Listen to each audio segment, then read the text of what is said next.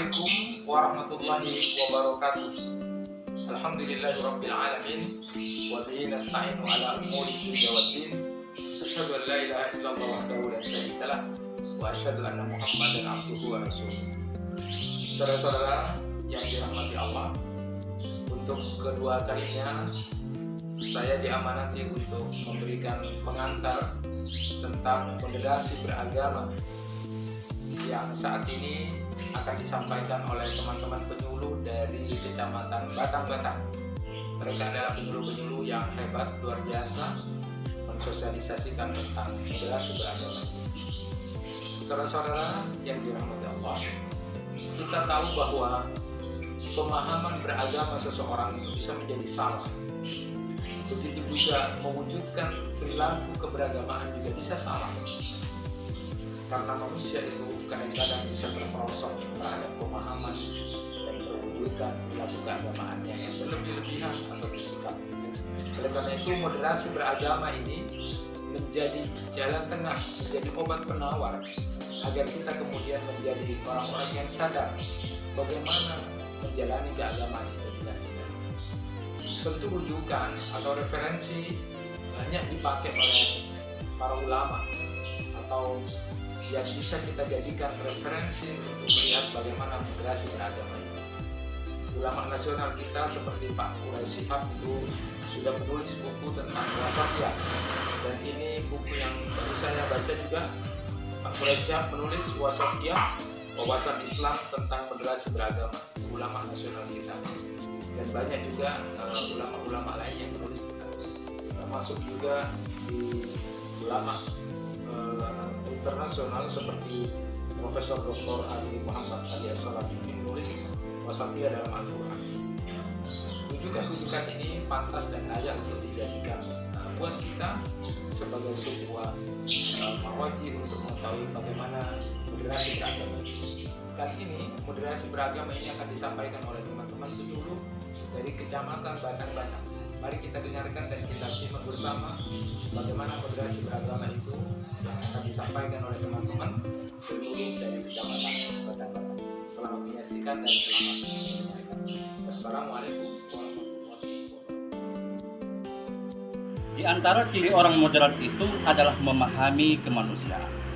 Kemanusiaan adalah salah satu esensi dari ajaran agama. Kemanusiaan adalah bagian pokok dari ajaran agama. Agama diturunkan untuk menjaga kemanusiaan, bukan malah untuk merusak kemanusiaan itu.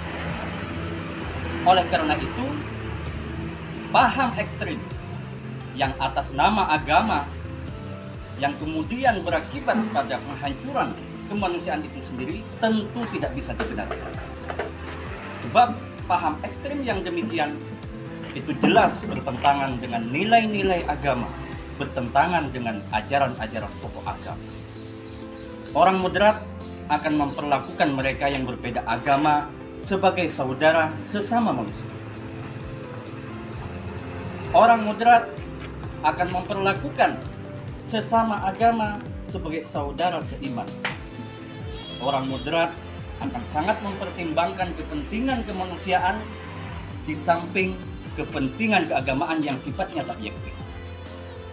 Bahkan dalam situasi tertentu, kepentingan kemanusiaan harus didahulukan daripada kepentingan subjektif keagamaan. Maka moderasi beragama dengan moderasi agama tidak sama. Agama tidak perlu dimoderasikan, karena agama itu sendiri telah mengajarkan prinsip moderasi. Tidak ada agama yang mengajarkan ekstrim, tetapi ada sedikit orang yang menjalankan ajaran agama berubah menjadi ekstrim. Contoh konkret membedakan agama dan beragama. Misalnya ajaran agama untuk memuliakan perempuan. Ajaran ini bersifat pasti dan tidak ada yang memperdebatkan. Itulah ajaran agama. Tapi bagaimana cara memuliakan perempuan menurut agama, menurut ajaran agama itu masing-masing? Umat beragama melakukan praktik yang berbeda-beda. Itulah yang disebut beragama. contoh yang mudah terlihat misalnya adalah paham dan amalan agama yang ekstrim membatasi aktivitas sosial perempuan seperti larangan keluar rumah bagi perempuan meski untuk menuntut ilmu. Namun ada juga paham dan amalan agama yang memberi ruang kebebasan ekstrim bagi perempuan untuk beraktivitas sosial sehingga menyepelekan tanggung jawab mengurus keluarga. Bahwa sebenarnya toleransi itu adalah hasil yang diakibatkan dari moderasi beragama. Moderasi adalah proses, sementara toleransi adalah hasil daripada proses moderasi beragama tersebut. Selanjutnya, seseorang yang moderat bisa jadi tidak setuju terhadap sesuatu tafsir ajaran agama. Tapi ia tidak akan menyalahkan orang lain yang berbeda-beda pandangan dalam memahami ajaran agama. Begitu juga, seseorang yang moderat niscaya punya keberpihakan atas suatu tafsir atau pemahaman dalam beragamanya. Namun, ia tetap tidak akan pernah memaksakan kehendaknya dalam menjalankan agama atau melaksanakan keagamaan. Pahamkan? Seorang yang moderat harus memiliki pendirian yang teguh dan semangat beragama yang tinggi. Namun, ia harus mampu memilih mana pokok ajaran agama, di mana ia harus berpendirian teguh, dan mana tafsir ajaran agama, di mana ia harus hidup toleran, menghormati pendirian orang lain, dan tidak saling menyalahkan. Seorang umat beragama harus mempelajari ajaran agamanya dengan baik dan secara mendalam. Ia harus mencari ilmu melalui guru atau sumber yang terpercaya.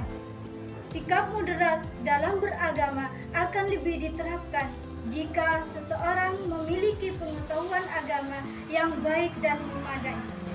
Pengetahuan yang luas akan menghantarkannya menjadi orang yang bijaksana. Selain berilmu, seorang yang moderat juga harus mampu mengendalikan emosi, berakhlak baik, pemaaf, memberi teladan, dan sanggup berempati. Dalam menyikapi masalah keagamaan, ia harus mendahulukan rasa daripada emosi, mengedepankan akal ketimbang otot. Moderasi beragama harus dengan dibarengi sikap berbudi. Dengan begitu, maka seorang yang moderat akan senantiasa berhati-hati dan bertindak, tidak gegabah, melirik ke kanan dan ke kiri, selalu mempertimbangkan baik buruknya setiap pilihan. Mengapa moderasi beragama diperlukan? Moderasi beragama diperlukan karena sikap ekstrim dalam beragama tidak sesuai dengan esensi ajaran agama itu sendiri. Perilaku ekstrim atas nama agama juga sering mengakibatkan lahirnya konflik, rasa benci, intoleransi, dan bahkan peperangan yang memusnahkan peradaban. Sikap-sikap seperti itulah yang perlu dimoderasi. Moderasi beragama adalah upaya mengembalikan pemahaman dan praktik beragama agar sesuai dengan esensinya, yakni untuk menjaga harkat, martabat, dan peradaban manusia, bukan sebaliknya. Agama tidak boleh digunakan untuk hal-hal yang justru merusak peradaban, sebab sejak diturunkan, agama pada hakikatnya ditujukan untuk membangun peradaban itu sendiri. Hakikatnya, moderasi sudah lama dikenal dalam sejarah umat manusia. Moderasi sudah lama dikenal sebagai prinsip hidup dalam sejarah umat manusia. Dalam mitologi Yunani kuno, prinsip moderasi sudah dikenal dan dipahatkan pada inskripsi patung Apollo di Delphi dengan tulisan Meden Agan yang berarti tidak berlebihan. Prinsip moderasi saat itu sudah dipahami sebagai nilai untuk melakukan segala sesuatu secara proporsional, tidak berlebihan. Moderasi juga dikenal dalam tradisi berbagai agama. Jika dalam Islam ada konsep wasatiyah, dalam tradisi Kristen ada konsep yang namanya Golden Mean. Dalam tradisi Buddha ada Majjhima Patipada. Dalam tradisi agama Hindu ada Madhya Mika. Dalam Konghucu juga ada konsep Zongyung. Begitulah dalam tradisi semua agama, selalu ada ajaran jalan tengah. Menempatkan moderasi beragama dalam konteks Indonesia. Moderasi beragama adalah bagian strategi bangsa ini dalam merawat Indonesia. Sebagai bangsa yang sangat beragam, sejak awal para pendiri bangsa sudah berhasil mewariskan satu bentuk kesepakatan dalam berbangsa dan bernegara, yakni Negara Kesatuan Republik Indonesia, yang telah nyata berhasil menyatukan semua kelompok, agama, etnis, bahasa, dan budaya. Indonesia disepakati bukan negara agama, tapi juga tidak memisahkan agama dari kehidupan sehari-hari warganya. Nilai-nilai agama dijaga, dipadukan dengan nilai-nilai kearifan dan adat istiadat lokal. Beberapa hukum agama juga dilembagakan oleh negara. Ritual agama dan budaya berjalin kelindan dengan rukun dan damai. Itulah sesungguhnya jati diri Indonesia, negeri yang sangat agamis dengan karakternya yang santun, toleran, dan mampu berdialog dengan keragaman. Moderasi beragama harus menjadi bagian dari strategi kebudayaan untuk merawat jati diri kita tersebut. Siapakah yang harus mengawal moderasi beragama?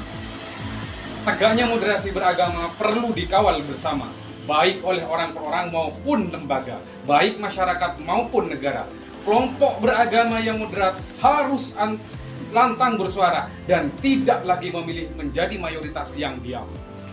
Bahkan, keterlibatan perempuan juga akan sangat penting dalam upaya memperkuat moderasi beragama, mengingat kekerasan atas nama agama bisa saja dilakukan baik oleh laki-laki maupun perempuan.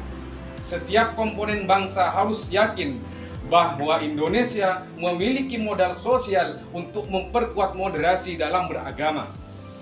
Modal sosial itu berupa nilai-nilai budaya lokal, kekayaan, keragaman, adat istiadat, tradisi bermusyawarah, serta budaya gotong royong yang diwarisi masyarakat Indonesia secara turun-temurun. Modal sosial inilah kemudian yang harus kita rawat, harus kita jaga demi menciptakan kehidupan yang harmoni dalam keberagaman budaya, etnis, agama, suku, bangsa. Bahkan jika perlu dipikul bersama, Indonesia dapat menjadi inspirasi dunia dalam mempraktikkan moderasi beragama. Apa peran yang harus dijalankan oleh negara dalam rangka menciptakan masyarakat yang moderat dalam beragama? Negara perlu hadir memfasilitasi terciptanya ruang publik untuk menciptakan interaksi umat beragama. Jangan sampai negara malah melakukan regulasi dengan sentimen agama tertentu yang disepakati dan diberlakukan secara umum di ruang publik. Kehadiran negara harus memfasilitasi, bukan mendiskriminasi.